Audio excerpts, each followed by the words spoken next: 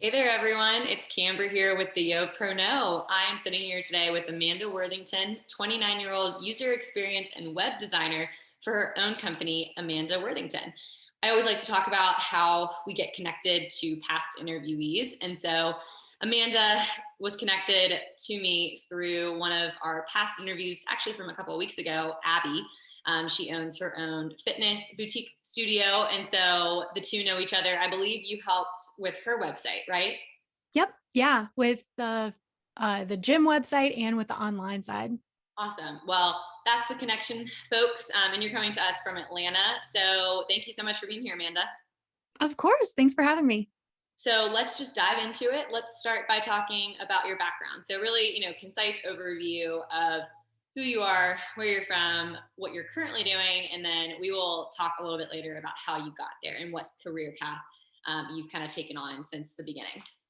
Sure. So I'm from Chicago originally, big Cubs fan. My dog's name is Wrigley. And I went to school in Nashville and then came down to Atlanta for a job. And then now I'm a user experience and web designer. And like you said, I have my own business and I help service-based business owners with their websites and online experiences.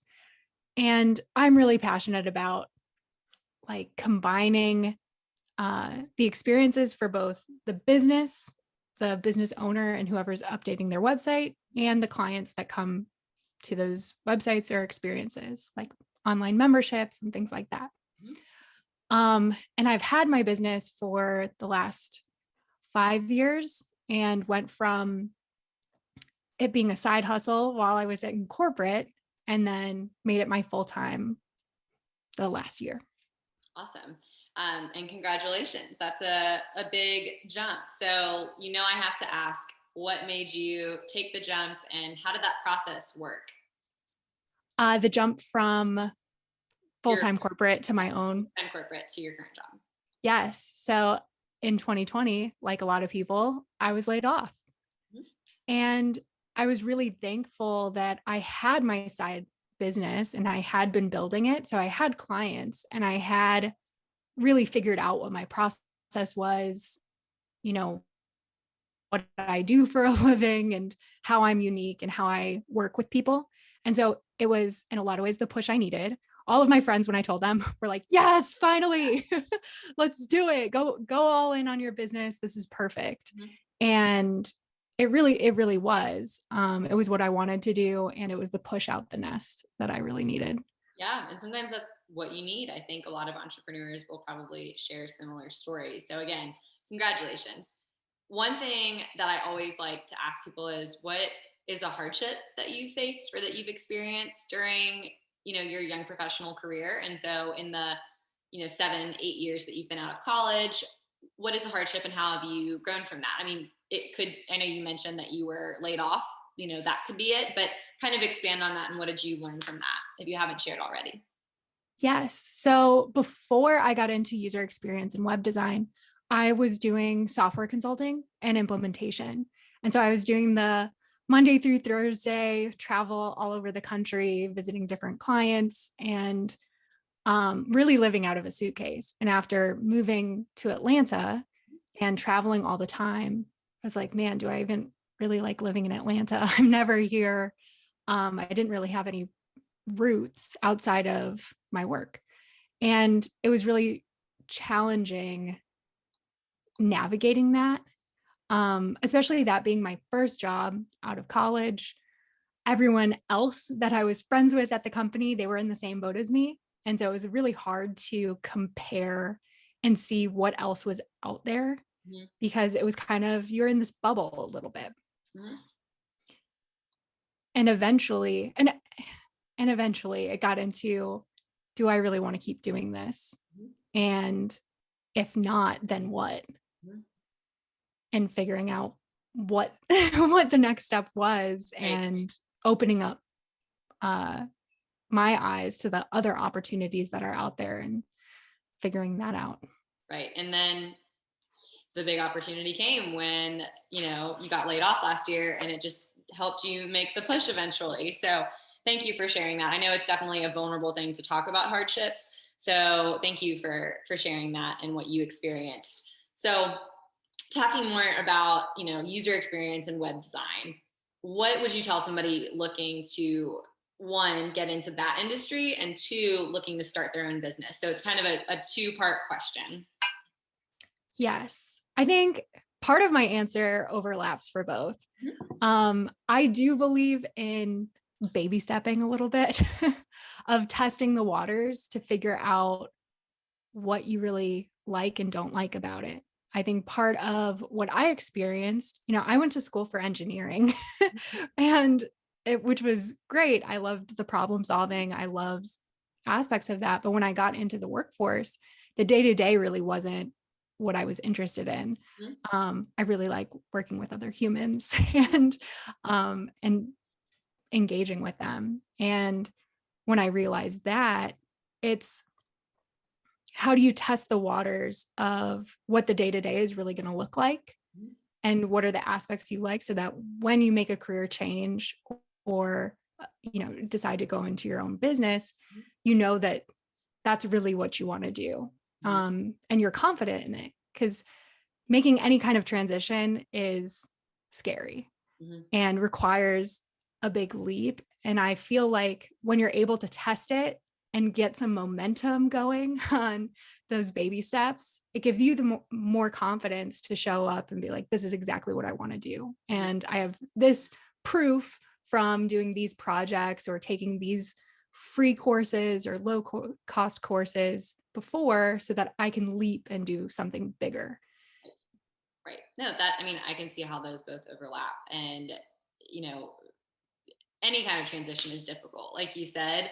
So whether you're starting your first job, like you're going from college or high school to your first job, or starting your own business, it's going to be scary. And so just figuring out like how you can, like you said, create those baby steps for yourself, I think along the way will maybe help you in that transition. So those are all great pieces of advice. So talk more about your company and what you do day to day. Do you have staff yet? I know it's been a year, you said. So what does your day to day look like? And do you work with, who do you work with? Do you have a team? Is it just clients? Can you tell us a little bit more about that? Sure. So for me, I just recently hired a virtual assistant, which has been very helpful and very nice. The transition into to delegating is always an interesting one as a business owner. But learning how to delegate and learning how to do that has been a fun experience for me. Day to day, I work with clients. I don't have any other designers working with me right now, but I am looking at what it would look like to start hiring interns, and because I feel like there is a gap in the user experience industry of people that have some experience but need more tangible project-based experience in order to get their careers to the next level. And I think it would be really fun to help with that. As I work with clients on a day-to-day basis. I have project-based clients that are the bigger websites or online experiences of memberships. And then I also have retainer clients that typically stick with me after that. Great. So moving outside of the office, it's very important to ask young professionals, I think, what do you like about being a young professional? What do you like doing outside of the office when you're not working? That's a great question. That's something. I don't know if that was on my interview prep form. That is something that I'm really figuring out right now, of what do I like and enjoy doing outside of my business. Because for a long time, when I was doing software consulting before and figuring out what my next steps were, user experience design was my hobby. And then because I was really passionate and wanting to level up about it, wanting to learn everything about it, then when I became a user experience designer in corporate, it was like, okay, now this is my full-time thing. But I was still doing user experience design on the side as also my business. Right. And so now I'm always trying to figure out how do I, now that user experience design is my main thing, how can I incorporate other hobbies and other things that I'm just interested in that are just fun. Right. No, I mean, I think I could probably relate to that because, the weekends are when I spend my time working on the YoPro, and, the weekdays is that's when I focus on my full-time job. So I totally relate. Mhm. And it's difficult finding that balance. And that actually leads into my final question before I ask if there's any, final pieces of advice, because I'm mindful of the clock here. What do you want as a young professional moving into this post-pandemic workplace? I mean, it's a little different because, you are your own boss, right? Like your clients obviously could be non-young professionals, but what are you looking for personally as a young professional as you're looking in, as things return back to normal? I am looking for more in-person networking that's actually fun. There are some, I do a lot of virtual networking, which is great, but I really miss seeing people in humans in real life, and just connecting. Mhm. Um, that's a big thing. I miss co-working spaces. My last corporate job, we were in a WeWork space, and that was always just really fun, just seeing people around and the small talk at the coffee counter. Mhm. Yeah, it is. It's like those little things that, yes, probably make us a little less productive, but it's that brainstorming and that energy that you get. And so I think a lot of people would probably agree with you. So as we are wrapping up, Amanda, any last minute words of advice or anything that you feel like we didn't cover today that you would like to talk about that you want our audience to know?